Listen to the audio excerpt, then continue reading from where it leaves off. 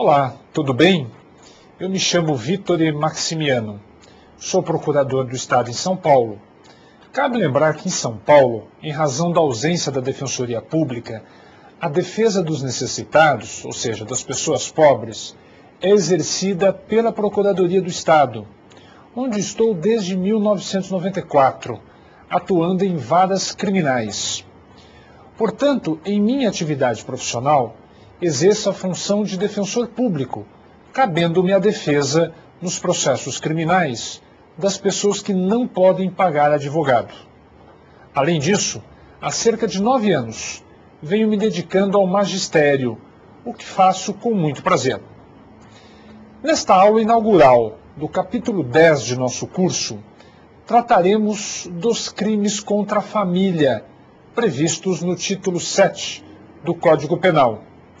Comentaremos sobre os seguintes delitos: bigamia, artigo 235, parto suposto ou adoção à brasileira, artigo 242, abandono material, artigo 244, abandono intelectual, 246, e, finalmente, o crime de subtração de incapazes, artigo 249.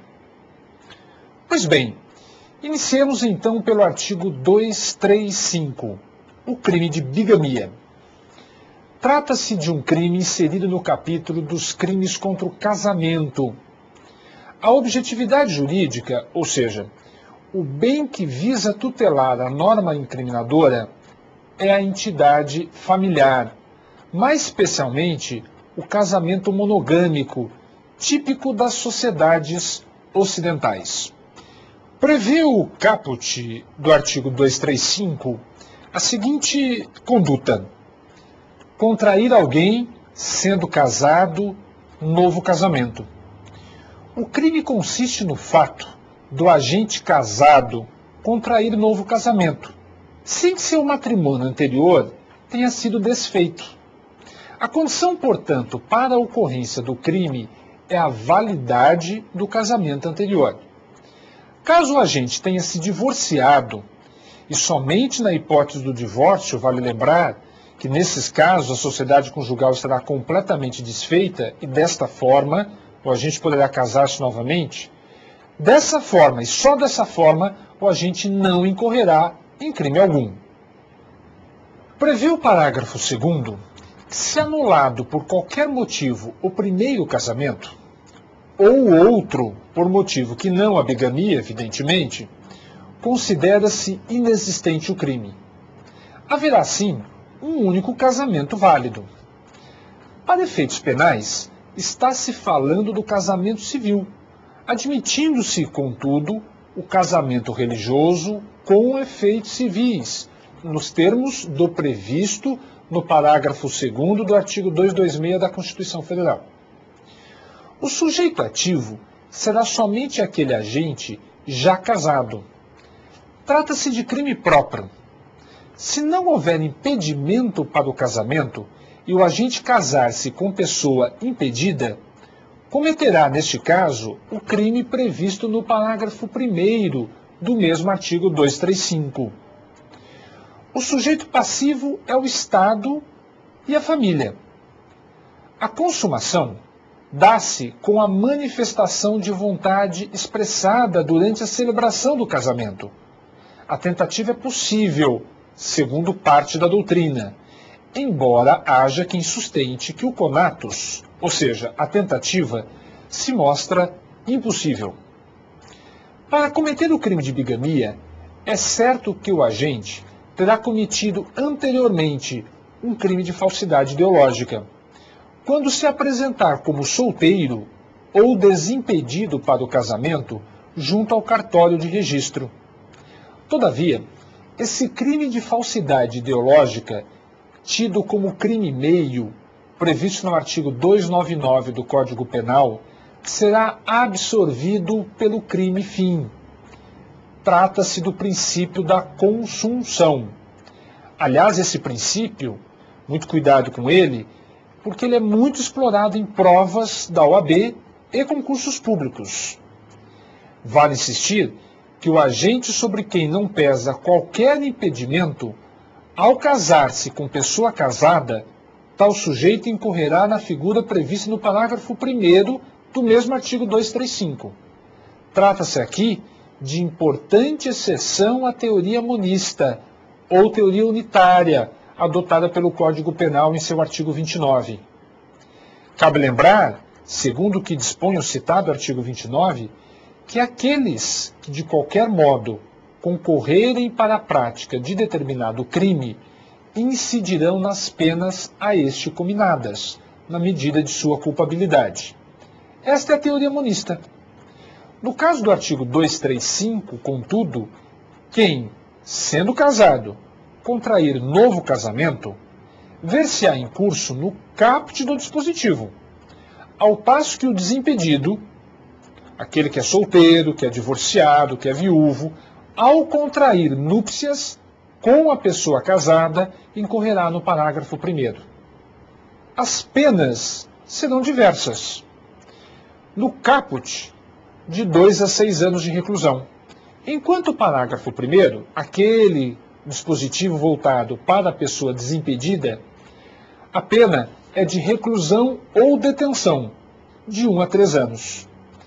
Nesta última hipótese, caberá a suspensão condicional do processo, de que trata o artigo 89 da Lei 9.099/95. Estamos falando, neste último caso, de um importante benefício para o réu, que poderá levar à decretação da extinção de sua punibilidade. Evidente que qualquer que seja a modalidade da infração, será exigido o dolo, ou seja, a consciência de que a pessoa celebra casamento com pessoa impedida, ou, de outro lado, conhece a pessoa o seu próprio impedimento para o casamento. Se houver erro, atenção para isso, ainda que evitável, como, por exemplo, imaginava o agente que seu cônjuge anterior havia falecido, existirá, neste caso, a exclusão do dolo, o que tornará a conduta atípica. O erro de tipo essencial, e agora nós estamos falando de erro de tipo, o erro de tipo essencial, vale lembrar, quando inevitável, exclui dolo e culpa, mas quando evitável, permite a punição por crime culposo, desde que prevista em lei. É o que prevê o artigo 20 do Código Penal. Mas o crime de bigamia não tem a previsão da figura culposa. A ação penal, neste caso, será pública incondicionada. Tema dos mais importantes, também em relação ao crime de bigamia, é a regra especial para o início do prazo prescricional. Segundo o disposto no artigo 111, inciso 4º do Código Penal, a prescrição, na hipótese do crime de bigamia, somente começa a correr da data em que o fato se tornou conhecido, enquanto que nos crimes consumados, a regra geral é de que o termo inicial da prescrição conta-se a partir do dia em que o crime se consumou, ainda que desconhecido o autor da infração. É o que prevê, nesta última hipótese, o inciso 1º do mesmo artigo 111. No tocante aos crimes contra o casamento, cabe destacar que o crime de adultério, que estava previsto no artigo 240 do Código Penal, isto desde 1940, foi agora recentemente revogado, de forma expressa pelo artigo 5º da Lei 11.106, de 28 de março de 2005. Não obstante ter sido a referida lei, publicada ainda em 2005, foi tema da prova de direito penal do exame número 126 da OAB de São Paulo, exame também aplicado em 2005. Portanto, atenção total para o presente ponto. O folclórico crime de adultério, cuja ação penal era personalíssima e o prazo para interposição da queixa era de 1 mês, foi expressamente revogado.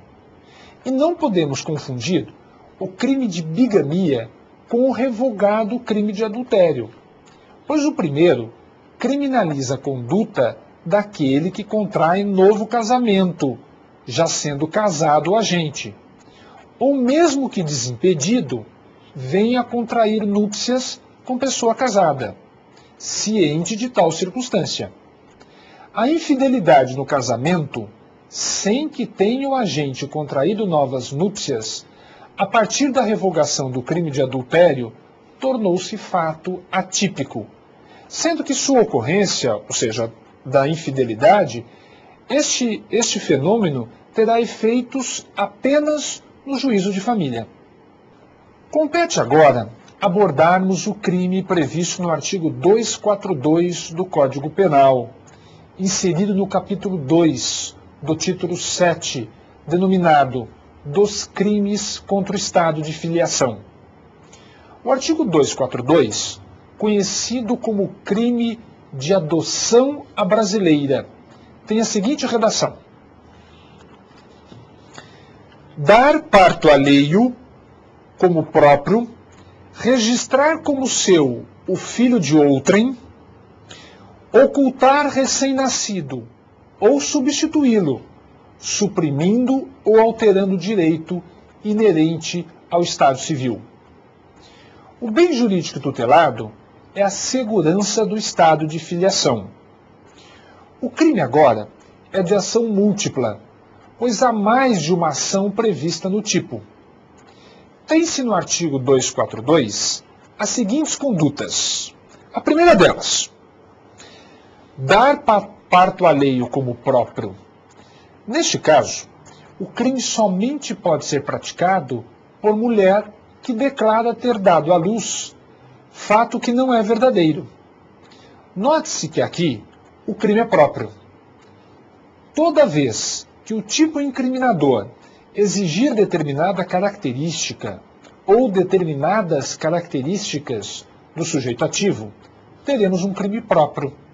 Do contrário, o crime será comum. Não é correto, neste caso, definir o crime como impróprio. Nada disso. Repito, ou o crime é próprio, ou é comum. Guarde isso. Nesta primeira hipótese do artigo 242, o crime consuma-se com a alteração do registro inerente ao Estado Civil. A tentativa é possível, embora na prática seja muito difícil. Na segunda modalidade do artigo 242, temos a seguinte conduta: registrar como seu o filho de outrem. Neste caso, o crime pode ser cometido pelo falso pai ou falsa mãe, que registra a criança como filho próprio, quando na realidade a criança é filha ou filho de outrem. Consuma-se no momento do registro, sendo a tentativa igualmente possível. Agora, vejam, o crime é comum, porque pode ser cometido por qualquer pessoa, pelo falso pai, pela falsa mãe. Evidente que nesta hipótese, o crime de falsidade ideológica, previsto no artigo 299 do Código Penal, ele é absorvido. Note-se que agora, o crime poderá ser praticado, repito, por qualquer pessoa, razão pela qual, insisto, deve ser classificado como um crime comum. A terceira modalidade do artigo 242 consiste na seguinte conduta: ocultar recém-nascido ou substituí-lo, suprimindo ou alterando o direito inerente ao Estado Civil. No primeiro caso, o agente, que poderá ser também qualquer pessoa, esconde o recém-nascido, visando com isso suprimir seus direitos.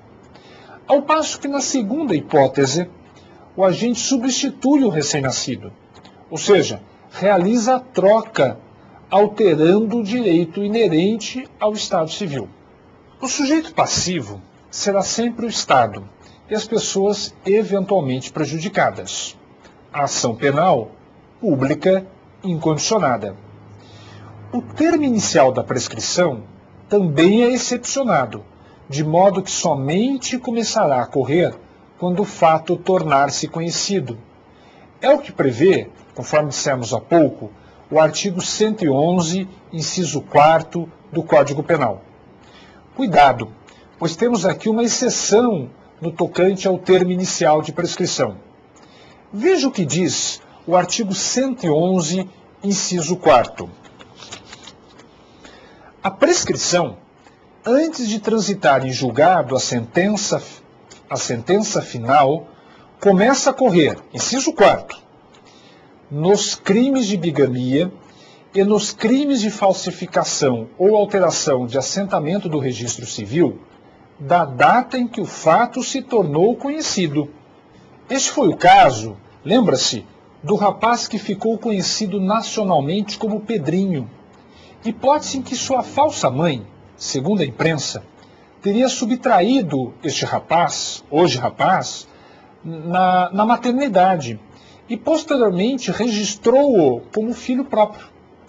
Embora o fato tivesse ocorrido há muitos anos, a prescrição somente começou a ocorrer quando o fato tornou-se conhecido. Muita atenção para isso.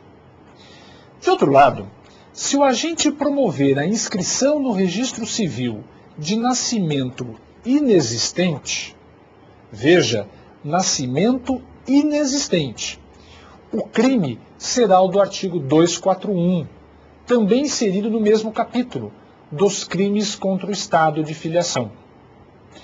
Ainda no caso do artigo 242, a pena é de reclusão de 2 a 6 anos. Prevê, contudo, seu parágrafo único, que se o crime é praticado por motivo de reconhecida nobreza, a pena será reduzida, passando a ser de detenção de 1 a 2 anos, o que permite a sua classificação, nesta última hipótese, como infração penal de menor potencial ofensivo, de competência do Juizado Especial Criminal, o GCRIM. Ou então, o juiz poderá ainda conceder perdão judicial. Mas o que seria reconhecida nobreza?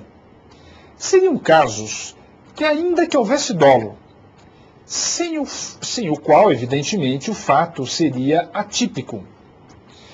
Ainda que houvesse o dolo, se o agente estivesse bem intencionado, como, por exemplo, pretendesse adotar uma criança órfã, ocorre que, ao invés de submeter ao processo de adoção, regulado pelo ECA, a Lei 8.069 de 90, o ECA é a Lei 8.069 de 90.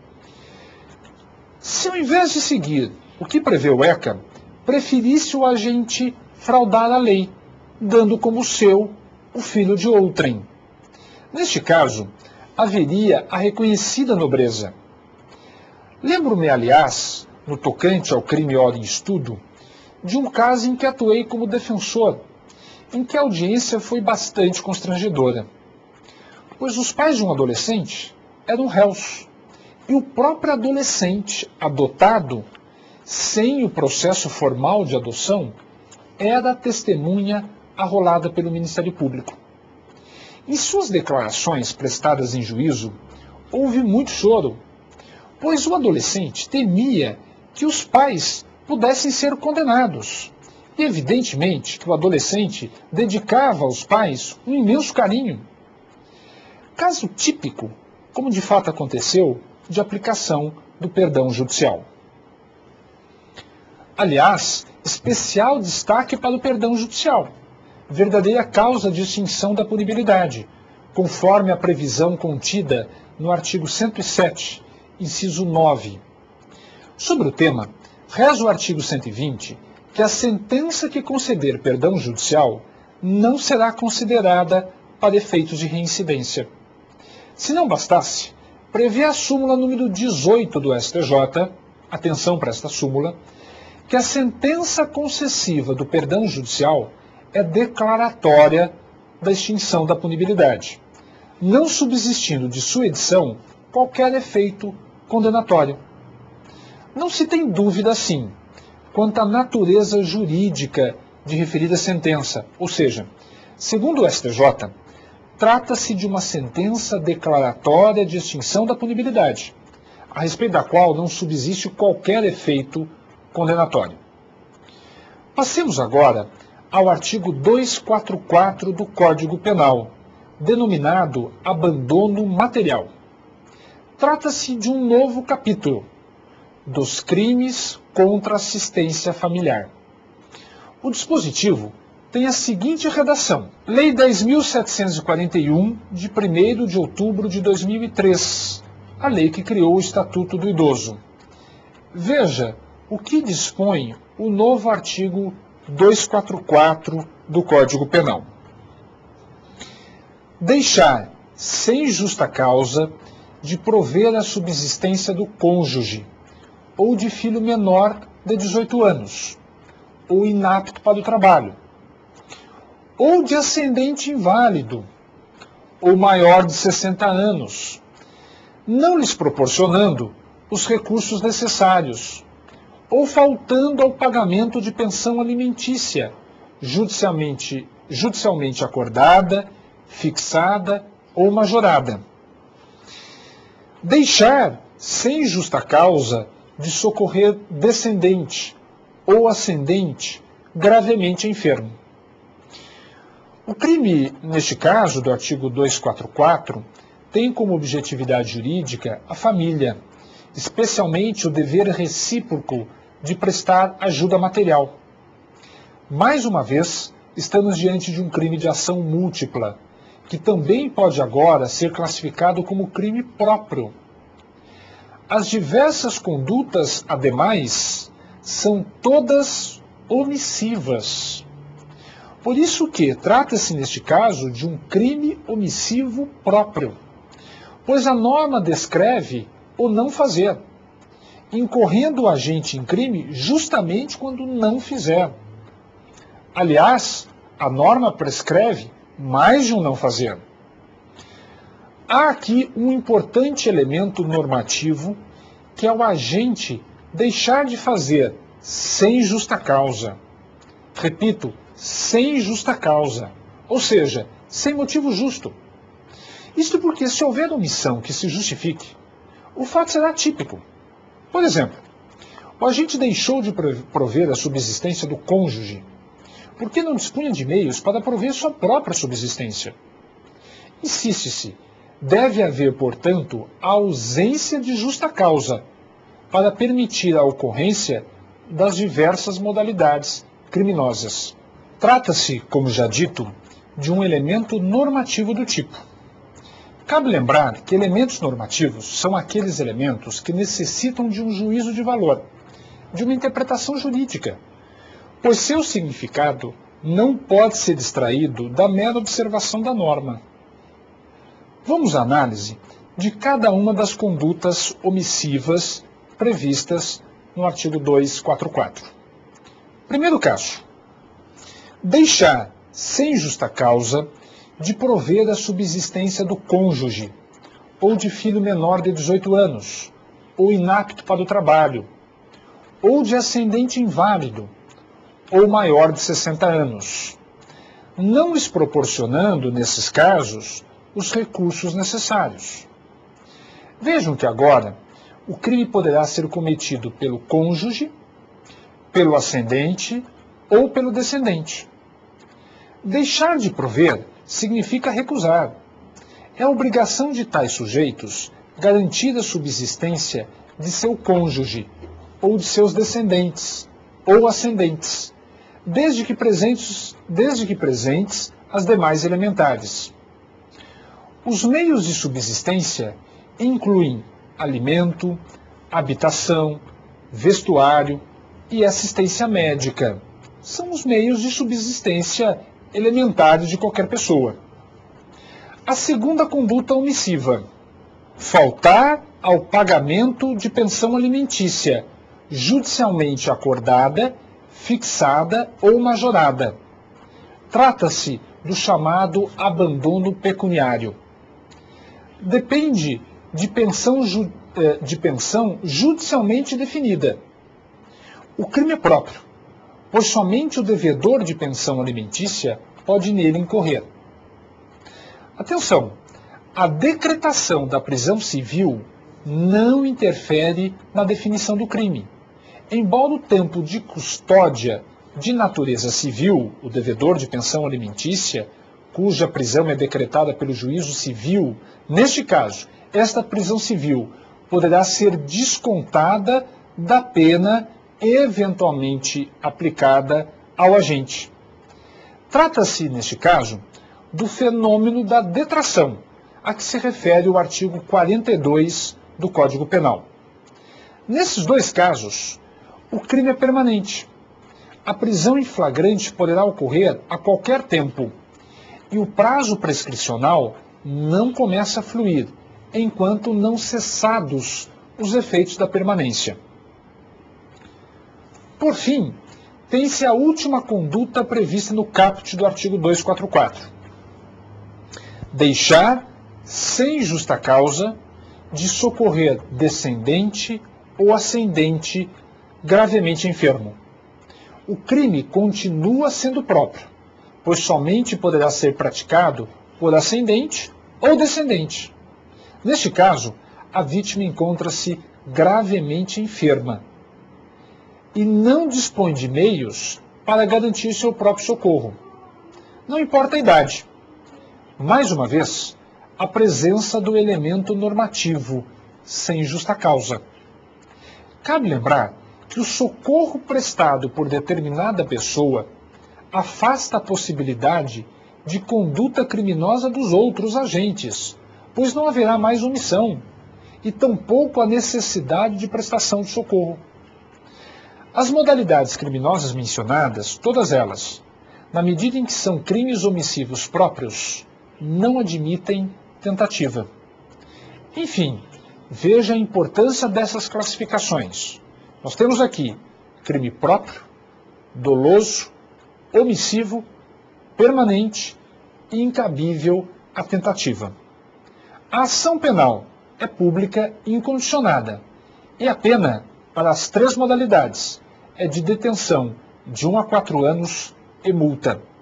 Admite a suspensão condicional do processo, artigo 89 da Lei 9.099/95. O parágrafo único cuida de uma figura equiparada, igualmente omissiva, de quem frustra ou ilide o pagamento de pensão alimentícia judicialmente fixada, acordada ou majorada, inclusive pelo fato do agente haver abandonado o emprego ou função, justamente para fraudar o pagamento da pensão.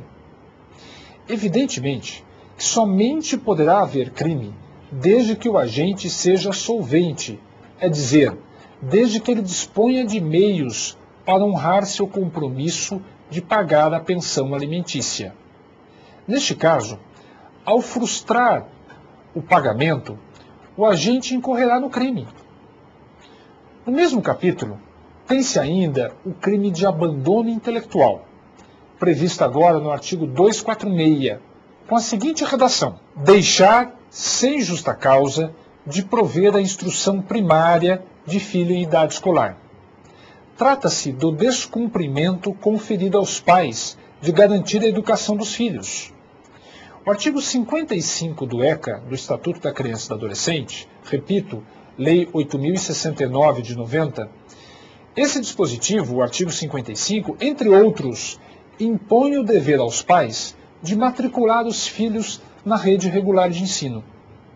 Protege-se, assim, a educação dos filhos. A conduta é igualmente omissiva. Deixar de prover é não garantir.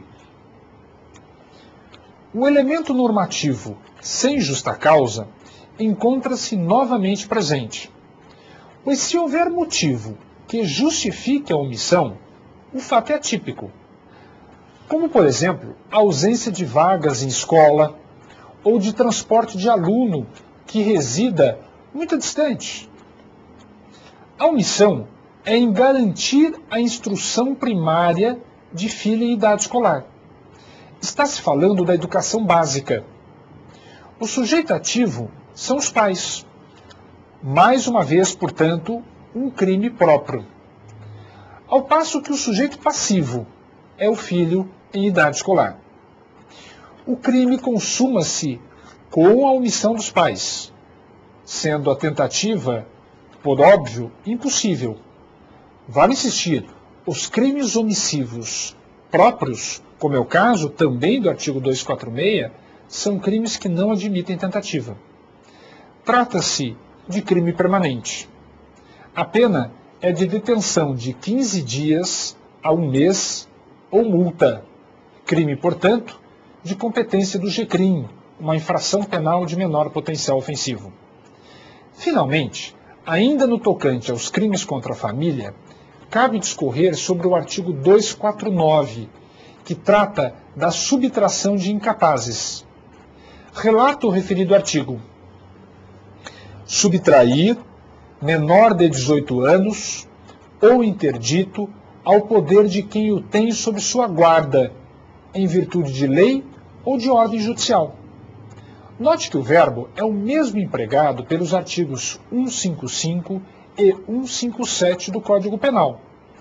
Mas nesses casos, por se tratarem de crimes contra o patrimônio, o objeto material é a coisa alheia móvel. No caso do artigo 259, refere-se ao menor de 18 anos, ou interdito. Subtrair significa retirar. No caso, retirar de quem tem o menor ou interdito em seu poder, em razão de guarda decorrente da lei ou de guarda decorrente de ordem judicial. O sujeito ativo deverá ser qualquer pessoa, inclusive os próprios pais. O sujeito passivo é o menor ou interdito e o titular do direito. Ainda que haja consentimento do menor, da criança ou do adolescente, o crime se caracteriza, pois referido consentimento seria viciado em razão da pouca idade da vítima. O crime é material e depende da efetiva subtração, ocasião em que haveria a consumação. A tentativa é cabível. O crime é também de subsidiariedade expressa, pois prevê que, se o fato constituir elemento de crime mais grave, é este o último crime que prevalecerá. A pena é de detenção de 2 meses a 2 anos, portanto, matéria de competência do GCRIM. O parágrafo 1º, norma penal explicativa, adverte que o pai ou representante do menor não se eximirá da pena ser destituído ou temporariamente privado do poder de família, o antigo pátrio poder, ou temporariamente privado da tutela, curatela ou guarda. Por isso é que se pode afirmar que os pais, tutor e mesmo o curador também poderão cometer este crime. Já o parágrafo 2º prevê a hipótese de perdão judicial, em caso de restituição do menor ou do interdito, após a subtração, e desde que este não tenha sofrido maus tratos ou privações.